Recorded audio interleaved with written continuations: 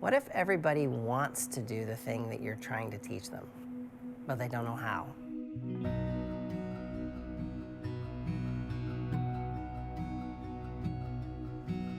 Came home one afternoon and I noticed that one of my boys' rooms was a mess. And they were about 5 at the time. And I called them over and I was like, hey, go clean your room. And they looked at me and they just kind of froze. I was like, hey, you need to get in your room and clean it. I thought maybe he didn't hear me, but he still didn't go.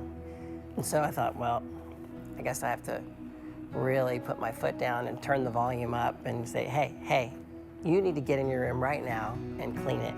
And he burst into tears. And he said, I don't know how to clean my room.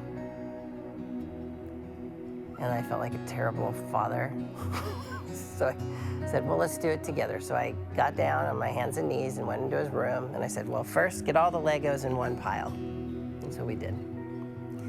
And then I said, all right, now let's get all the little stuffed animals in a pile. And I was like, now let's put them in the bins. And he looked at me and he said, I don't have any bins.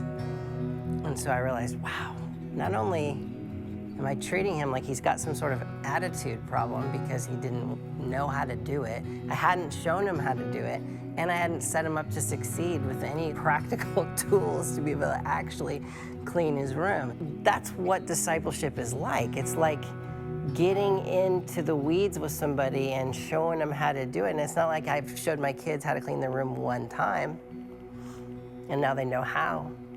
You know, it's a really common thing that parents complain about is that their kids won't clean their room. But I guarantee you they haven't gone into that kid's room and cleaned it 50 times with them watching, you know, which is about what it would take for them to really learn how to do it. And so there's this constant frustration. And you see the same thing in discipleship when you're trying to lead somebody to follow Jesus, and it just seems like, well, do you not want to do this? Are you not motivated? Are you not interested in this? And you haven't modeled it. You haven't shown. You haven't set them up to succeed. And so that's the messy reality, is that when you get down in the weeds with people and you decide, all right, I'm going to help you to follow Jesus. I want to be an apprentice of Jesus. I want to help you to become an apprentice of Jesus. But it's gonna take time. It's gonna take relationship. It's gonna take me getting down on my hands and knees and getting into the piles and figuring out what's going on. And it's going to expose things in me that just aren't there, things I haven't done, things I've failed at. And so we all know this, I think, maybe as a husband, or you see that, or maybe as a father, or as a mother, you might like look around and go, okay, I see my flaws in my kids or in my relationships. But you know, maybe the best reflection, in fact, of our maturity in Christ isn't us, it's the disciples that we're making. Are the people around me learning to follow Jesus from me? And that will give you a pretty quick glimpse into, well, how are you doing? Because a lot of times we think, well, how am I doing at following Christ? Like, our measure shouldn't be us.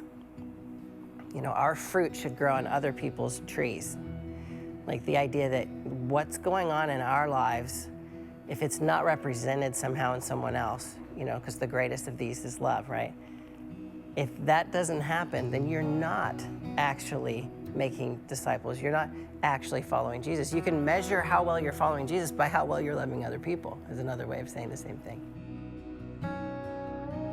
A student doesn't become above their teacher. The idea there is like, there isn't this body of information that if you memorize it all, then you've reached some level, right? What is Jesus saying? You know, it's not an authority structure. You don't become more and more and more important the more you work your way up.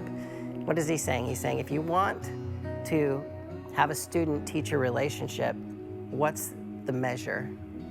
The measure isn't the content. The measure isn't the effort. The measure is how much relationship has been built and how much does the student become like the teacher.